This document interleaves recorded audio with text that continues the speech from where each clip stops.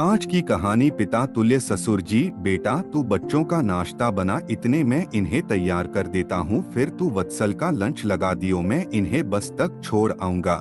नरेश जी अपनी बहू दिव्या से बोले।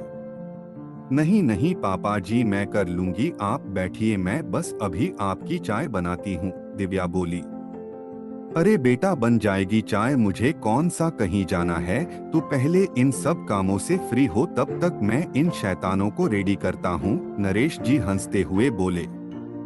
दिव्या हैरान थी, जो पापा जी माँ के रहने पर एक गिलास पानी खुद नहीं लेते थे, आज उनके जाने के 15 दिन बाद ही उसकी हर काम में मदद कर रहे हैं। असल में दिव्या के परिवार में दिव्या के पति, सास, ससुर और 2 बच्चे, 6 साल का काव्य और 3 साल की आव्या थे। जब से दिव्या शादी होकर आई, उसकी सास ने उसे बेटी की तरह रखा, घर के कामों में सहयोग दिया। यूं तो दिव्या के ससुर नरेश जी भी बहुत प्यार करते थे उसे, पर उसने कभी अपने ससुर को खुद से कोई काम करते नहीं देखा। अभी 15 दिन पहले दिव्या की सास का अचानक हृदय गति रुकने से देहांत हो गया था। तब बच्चों की छुट्टियां थी और दिव्या के पति वत्सल ने अवकाश लिया था। आज सभी वापस से जा रहे थे।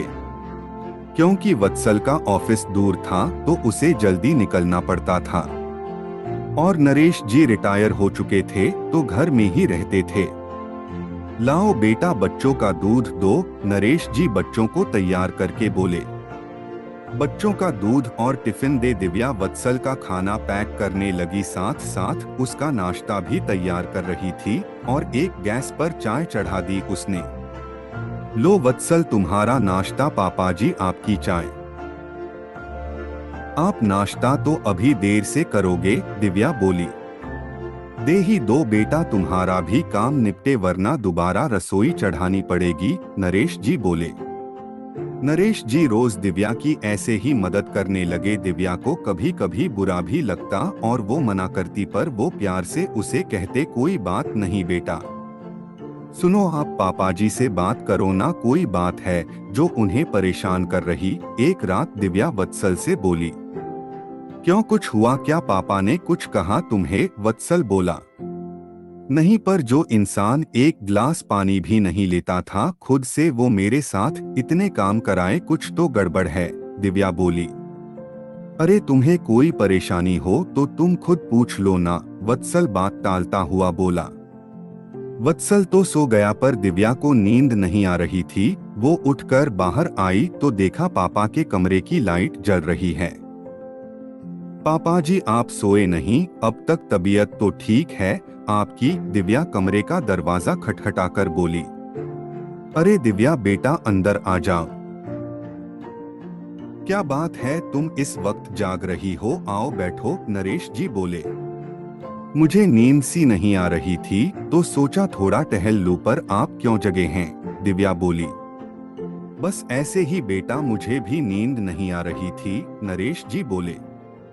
पापा आपसे एक बात पूछनी थी, दिव्या हिचकते हुए बोली। हाँ बेटा बोली, संकोच क्यों कर रही हो, नरेश जी बोले।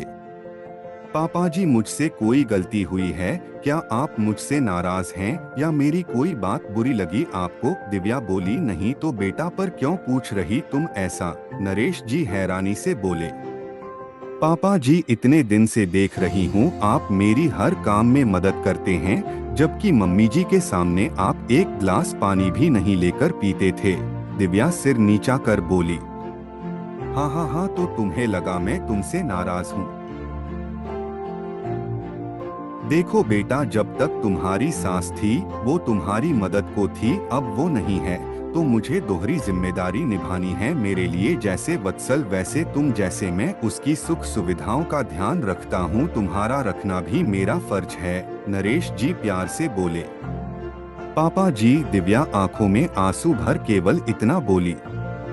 हाँ बेटा, अब माँ और बाप दोनों की जिम्मेदारी मुझे उठानी है, तुम्हें सुबह इतने काम होते वत्सल भी मदद नहीं कर पाता है तो मेरा फर्ज है कि मैं अपनी बेटी की थोड़ी मदद कर उसकी कुछ परेशानी तो हल कर सकूं, समझी बुद्धू, मैं नाराज नहीं हूँ तुमसे, नरेश जी प्यार से दिव्या का सिर पर हाथ फेरते बोले। दिव्या अपने ससुर के गले लग गई। आज उसमें अपने ससुर में अपने मृत पिता नजर आ रहे थे। सच में पिता पिता ही होता, फिर चाहे ससुर के रूप में क्यों ना हो।